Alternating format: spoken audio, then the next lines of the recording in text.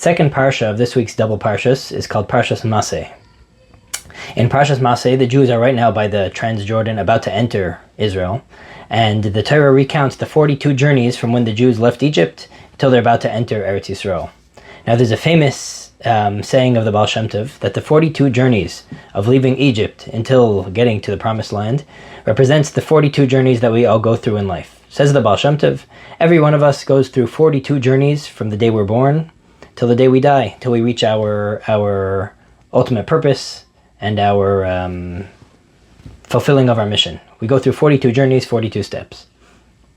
Now, what's interesting, and there are many, many applications to this lesson and why we compare our life journeys to the journeys mentioned in the Torah.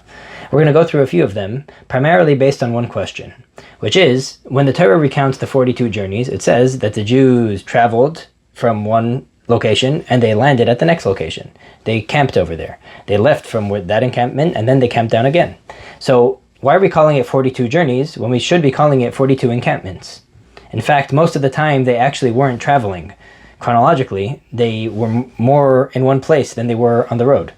So why would we not say that there was 42 stops along the way or 42 places where the Jews settled, versus saying that there was 42 journeys, which the Torah says, there's 42 journeys away from their encampments. You can only go away from an encampment if you were at an encampment, and then you're going to the next encampment. In fact, the whole purpose of the journey is to get to the location, no? So there's two approaches to explain this, and it's a lesson in our 42 journeys of life. Lesson number one is that even if someone is settled in one place, life is vibrant, dynamic, and always moving. And the magic of life is always. Even though in our lives we oftentimes feel that we're in a stagnant routine and our life's just running its course, and every so often there's something out of the ordinary that happens, but most of life happens in the ordinary.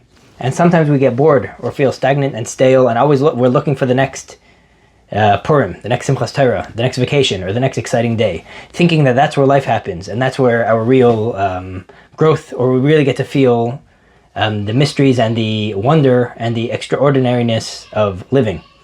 But in the ordinary, that's just a sad default. And comes Torah and says, the journey of life is always. Even when we're camped in one place, and we seem to just be in a static routine, that too is called a journey.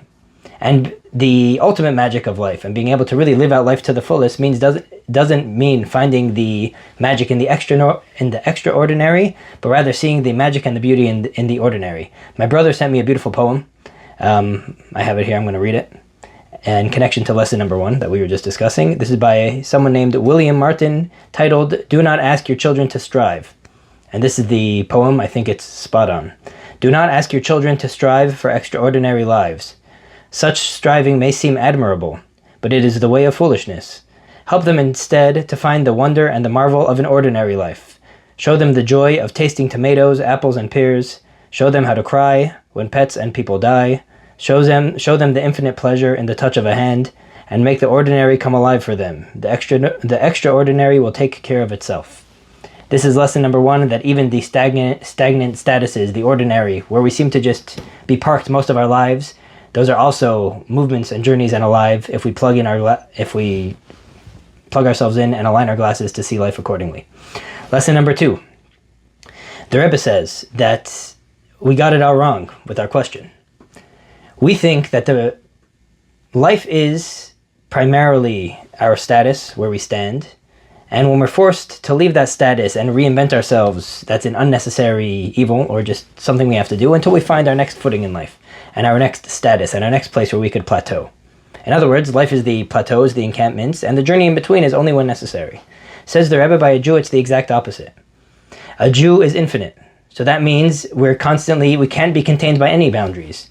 So it's not that life is the plateau, and we leave the plateau whenever we see that it's not working anymore. Life is really the journey in between the encampments. Yeah, at some point we hit a certain status, but life is not 10% what happens to you and 90% what you do about it. The point isn't where I find myself. I find myself, someone find themselves very healthy with a health issue, financially on their feet, financially struggling.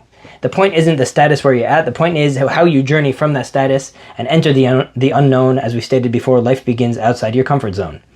And by a Jew, the status is not the life is not defined with the known, where I find myself, but my journey into the unknown and being able to challenge myself, take spiritual risks, and to stand up for what's true, even if it seems outside of what I'm comfortable with, do things beyond what I expect for myself, and to constantly unfold my infinity, which can't be bound by anything. Yes, we plateau, because we're people within time and space, but those plateaus are not what life is. Those are stepping stones in order to reach the next step of our infinite life. Life is defined by the journey, not the location.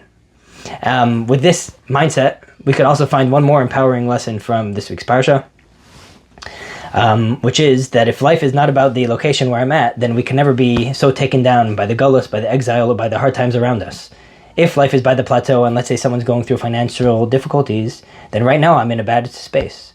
But if life is 10% about the plateau that you're on, your status, and 90% where you go from there, then people could find much empowerment and journey from there in a very rich way, as it's known that the journey from someone that's in a low space is much more rich and has is the level of a Baal Tshuva.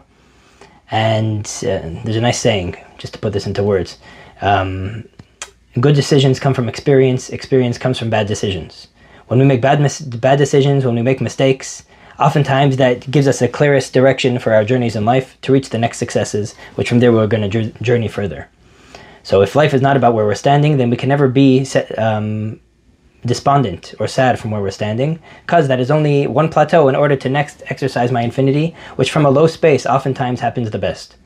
In closing, I heard a nice line from a bacher in yeshiva one time, very connected to this concept of journeys, which is life is like a bike ride. If it hurts, you know you're going uphill. If it's too easy, you know you're going downhill.